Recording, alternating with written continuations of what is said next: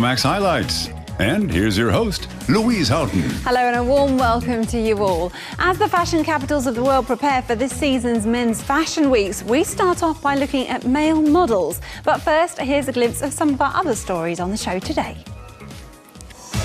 Mountain View, a hot air balloon trip in the Dolomite Mountains.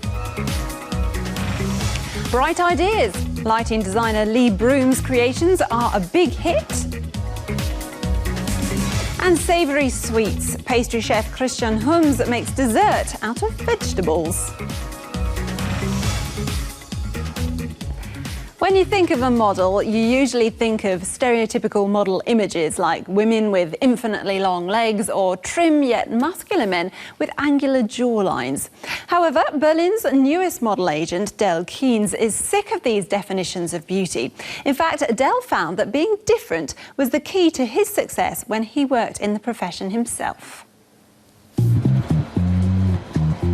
This man is a model, and a very successful one at that. Del Keynes is not good looking. He has no illusions about that. But his, well, special appearance gives him a significant advantage over his flawless rivals. They all look the same. You can't tell the difference between these sort of models. They all look the same to me. You look at them and you instantly forget their faces. They're just like a blank canvas. Del Keynes' face was discovered by the Ugly Models agency in London 20 years ago. He has had a very successful modeling career, representing major labels such as Calvin Klein and Levi's. Today, he's 42 and he lives in Berlin. I came to Berlin a few years ago and trying to find work here in my field of work as an actor and a model. I found that there was no agency here in Germany, so I thought, oh, why not make one? Misfit Models is an agency for people who don't meet the standard. Del Keynes looks for people of any body type, race, and age. Tattoos, disabilities, and unusual hairstyles are desired. The only requirement is the courage to be different. Confidence is a big factor. Yeah, you have to be happy in yourself and not be scared of making yourself look silly in front of the camera. And being comfortable in yourselves and not worried about what sort of clothes you're wearing, because sometimes the client wants to change your look into something what they need.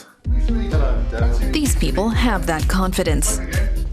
Rick Ellis from Britain. And his wife Jana from Berlin. Del Keynes met them in a Berlin nightclub. Edgar Schröder is new to modeling. He came across Misfit Models by chance. Then my girlfriend said I should apply because I have such an unusual appearance. We then met up in a pub and they brought me along to a shoot. I never thought about being a model till I met Del, and he said I'd be good as a model. So, and as I do a little bit of theatre and an artist, and so somehow it sort of fitted. He has already done print ads. And others at the agency have done TV commercials for a mobile phone company, for example. So far, the biggest contract for Misfit Models has been a major car rental company. And agency director Del Keynes even joined in. The campaign was the brainchild of this advertising agent. Oliver Voss is one of the most creative minds in Germany, which gets him a lot of attention. He's had enough of ad campaigns that feature beautiful women and fancy cars. We wanted to go in another direction and take someone who looks a lot like all of us, or maybe even a little bit uglier. A superlative, but the other way around. And he's not alone. Other agencies have now started to look at unusual people. The heavily tattooed Daniel Bamdad appeared for Vivienne Westwood at fashion shows in Milan and Paris. German Evelyn Hall is 68 and an in-demand model. Was zu perfekt ist leblos. If something's too perfect, it's lifeless. That's why Cindy Crawford's beauty spot was so famous. It was a flaw in a perfect face. It's the ideal combination, having something very beautiful, but then adding a flaw. Flaws make things interesting. That's something Del Keynes had to learn over the years. Today, he accepts himself as he is. When I was younger, growing up, people looking at me, laughing at me. Kids can be cruel, but who's having the last laugh now? I'm getting on with my life. Del Keynes wants to help his models achieve similar success, and perhaps the same self-confidence.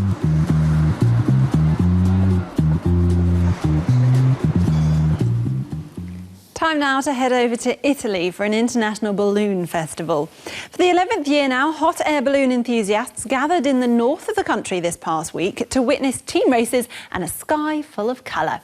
Balloon rides were also popular with visitors because they can climb to heights of 3,000 metres, which offer stunning views of what is a UNESCO World Heritage Site, the Dolomite Mountains.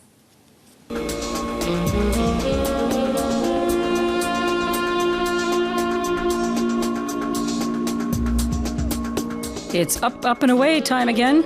Every January, the skies over the Dolomite Mountains in northern Italy fill with lofty goals.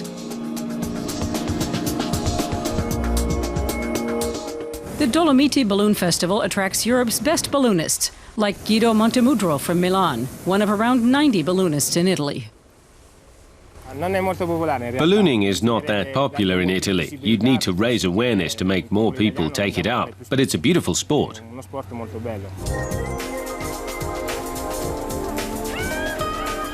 Besides the big hot air balloons, small model balloons are also among the highlights of the Dolomiti Festival. But you have to be in good shape to go ballooning in winter. And the balloonists need to have good weather too, so they can see where to land.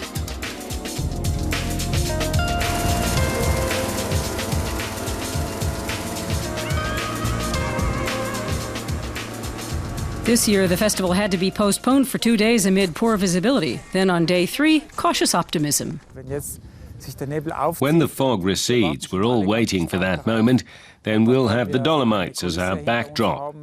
And I think it'll be a great trip today.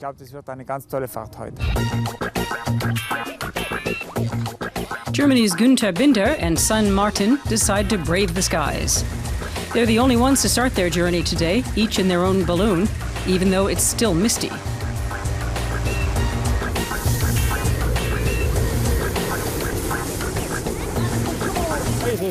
Most people think it's cold up there, but in fact it's cold down here. I'm looking forward to getting up there. Anna Huber and Josef Nigg from Bolzano want to join Günther Binder as passengers on his balloon for €290 per person. At takeoff, it's still grey as far as the eye can see. Nevertheless, what a great panorama! But it doesn't take even a minute for the balloon to leave the mists of the valley behind to reveal some stunning scenery.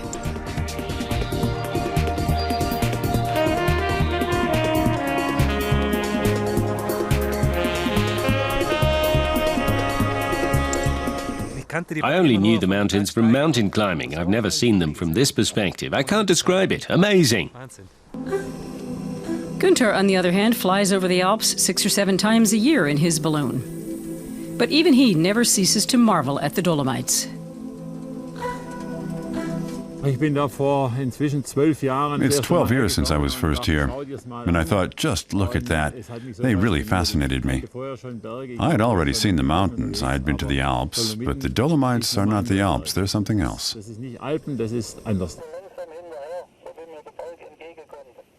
1,400 meters, direction east.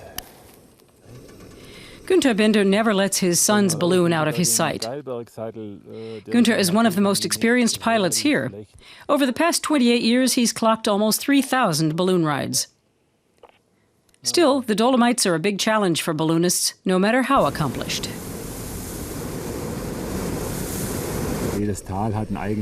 Each valley has its own wind system. Sometimes the air currents flow up the valley, sometimes down. So they're unreliable. There are trends, but you can't rely on them. Air movements and wind currents above the mountains are consistent, however, at least once you reach altitudes between 3,500 and 4,500 meters.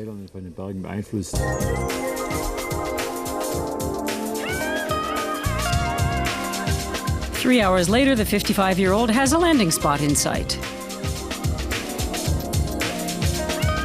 The air is calmer in winter, a lot more than in summer.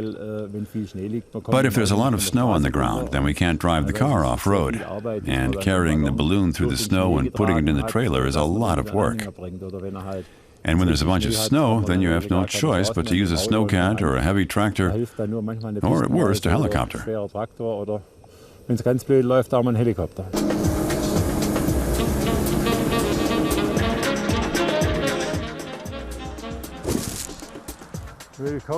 to Austria. Günther Binder makes a perfect landing around 60 kilometers from his starting point in Dobjaco. This time he can head back there under his own steam.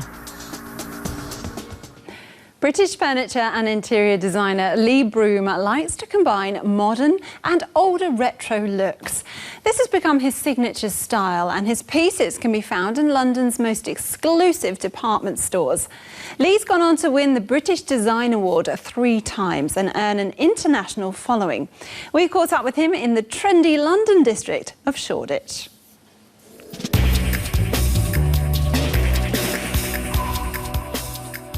This furniture and lighting aren't in a museum, even if at first it all looks like something from a bygone era. Combining tradition with the latest trends to make something both classical and contemporary is Lee Broom's trademark. Since 2007, he's been designing home furnishings and developing concepts under his own label. Sometimes it's kind of like I use the idea of a modern aesthetic with a traditional material or vice versa. So it's kind of, I like the kind of play between the two styles. The idea is that we're sort of creating pieces that are almost like future antiques. This chair is typical of Lee Broom's work. The upholstered furniture comes from his salon collection. The style is reminiscent of the elegance of the 1930s, while the studs are a touch of today. But with a price of several thousand euros, it'll be in use for more than one season.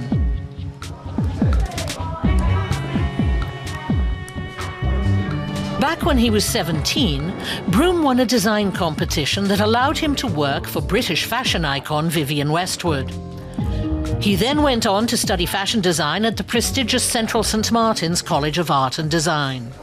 When I was at St Martin's and studying in London, it's expensive as a student, so you kind of have to find ways of means of kind of surviving, and I didn't want to work in a store and didn't want to work in a club, so I decided to go around to local bars and restaurants and say, you know, can I make you some curtains or do some upholstery or, you know, stuff like that, or make mirror frames. And it became a cottage industry, and it grew and it grew, and then I was given a bar to design from beginning to end, and from that point really was kind of my introduction into kind of interiors. He attracted international attention in 2012 with his crystal bulb, a light bulb made of cut glass with light provided by LEDs. It became a bestseller, exported to 26 countries. Broom produced his first crystal bulbs at Cumbria Crystal, the last crystal glassworks in Britain. It was a simple logistical decision, but made in Britain unexpectedly became an essential part of the brand's appeal. Nowadays, he tries to produce up to 80% of his products domestically.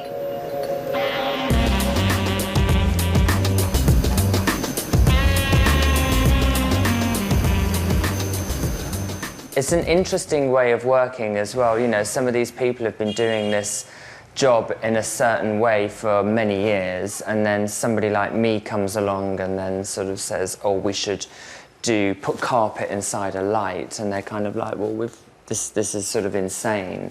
But as soon as they're on board with the idea, as soon as you get the enthusiasm, then you can make it happen. So it's amazing for me because I'm learning the technique and the craft from them, and it's great for them because they're creating something that they've never done before in like 40 years. Broom's designs can also be found at Harrods. Last spring, he designed the sales area for the French shoe designer Christian Louboutin at the prestigious London department store. Around 40 shops, bars and restaurants now bear Lee Broom's touch.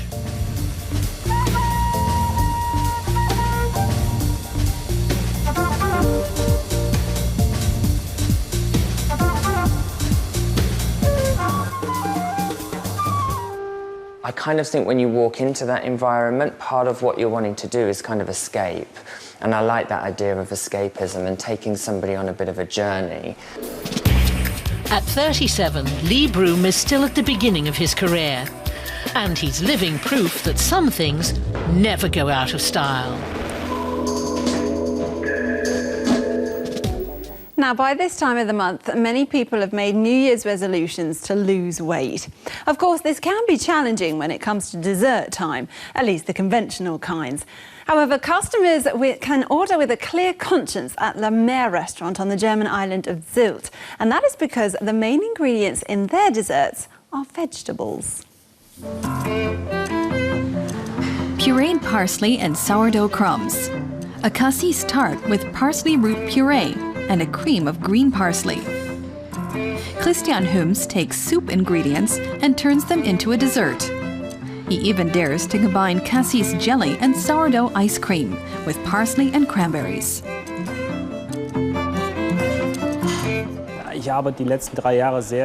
I've worked hard the last 3 years trying different ways to do things like processing vegetables. I'm not the first person to look for new ways to broaden people's horizons, to try to repeatedly challenge the firm ideas that we have about classic dishes and create fresh inspiration.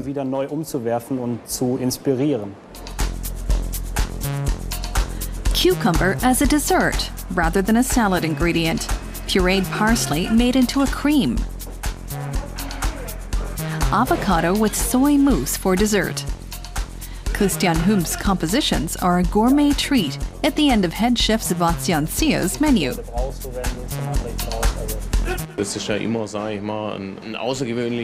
It's always an extraordinary thing when a chef or pastry chef breaks new ground. When he just doesn't say, okay, well, I'm going to make the 100th warm chocolate cake with orange segments, but instead tries a dessert with cucumber and passion fruit. When he combines flavors that have never been combined before. And people think it won't work, but he does it anyway, and it turns out better than many classic dishes. Such as the cauliflower dessert that's on today's menu. Cauliflower is really sweet. I always like to start off with vegetables that are sweet. Not bland, but with a very strong individual character and sweet. I've also worked with onion. For me, onion was always a bit strange. But when it's processed into a mild honey, it becomes a really nice ingredient. I can't serve it directly as a dessert, but I can use it to adjust the flavor of another of my desserts. The cauliflower florets are gently cooked and pureed. Then Hums adds a bit of nutmeg and some white chocolate. Francie, Rocco, you want to come taste? Christian Hums' kitchen colleagues are always the first to taste his creations. I think it needs more salt and pepper. But all in all, it's good. I'm thinking we can put this on the dessert menu. Hums is creating a cream of roasted cauliflower, pumpernickel crumbs, barley and buckwheat popcorn, and dehydrated caramelized cauliflower florets. With that amount of effort going into each dish, it's no wonder that his restaurant, La Mer, only offers 2 different desserts every evening. It takes 2 or 3 days just to prepare the ingredients. Many processes just can't be speeded up. We have to be careful to retain the original flavors and get them just right. If I rush the cooking process, I'll distort the taste. You need time. Christian Hums' restaurant is located right on the beach on the island of Sylt. The crisp North Sea air helps clear his mind for new ideas. For example, in 2013, he created a 6-course dessert menu.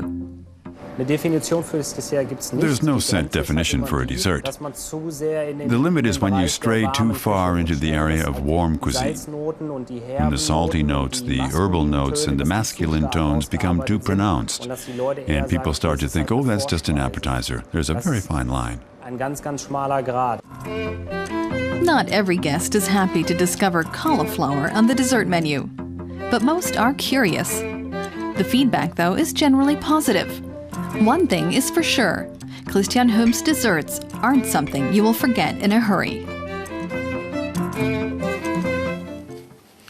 And we finish the show today up in the Swiss Alps. During the winter months, this mountain range is particularly popular with ski and snowboard enthusiasts. There are many benefits to being on top of the world, but people normally spend the nights down in the valley. However, if your pockets are deep enough, there is the possibility of staying in an upscale, prefabricated igloo with stunning views over Lake Geneva. Another day dawns over the Swiss canton of Valais. Above the village of Les Saignées, at an altitude of 1,400 meters, are 15 Whitepods. Sabrina Berenbold and Thierry Biaggi head up to their tent from the reception area in the parking lot. They have to go on foot, in snowshoes.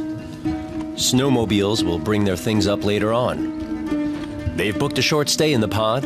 After all, one night costs more than some upscale hotels, between 300 and 470 euros, depending on the amenities and number of guests. We only live once, and for me, this is something very exclusive, something we don't do every day. We're celebrating our 6th anniversary, and so we want something very special. You can't put a price tag on that kind of thing. Yes, you only do this once, and I think we'll remember this always. But just getting to the pods is something of an experience and an effort.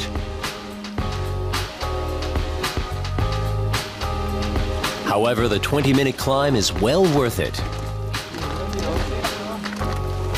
The reward is a breathtaking panoramic view of the valley and Lake Geneva.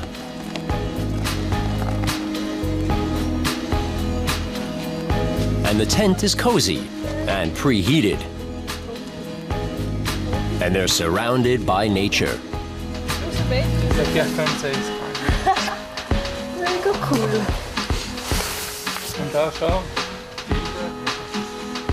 The couple are overwhelmed. I'm more surprised than I thought I'd be. I think we'll see the stars tonight. That'll be very romantic. I can't wait to see what it's like. So far, it's all been very positive. The operators have put lots of attention into furnishing the 40 square meter pod tents.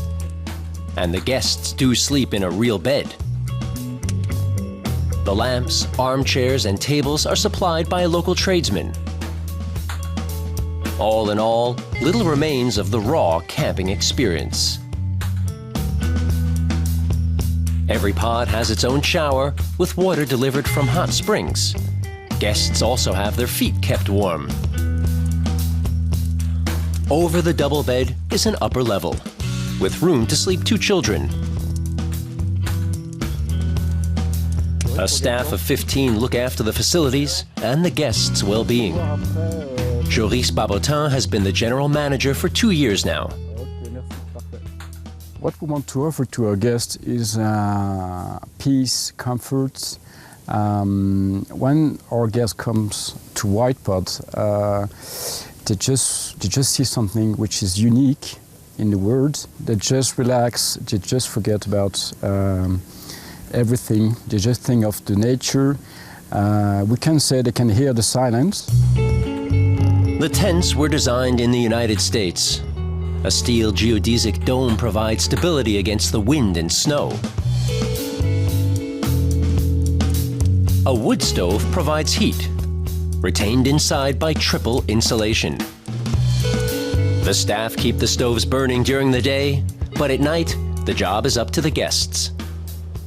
You can heat the pod inside up to 25 degrees easily. The thing is that you still have to wake up during the night, otherwise it's going to be pretty cold in the morning. But that's part of the experience of Whitepod, and actually people like it.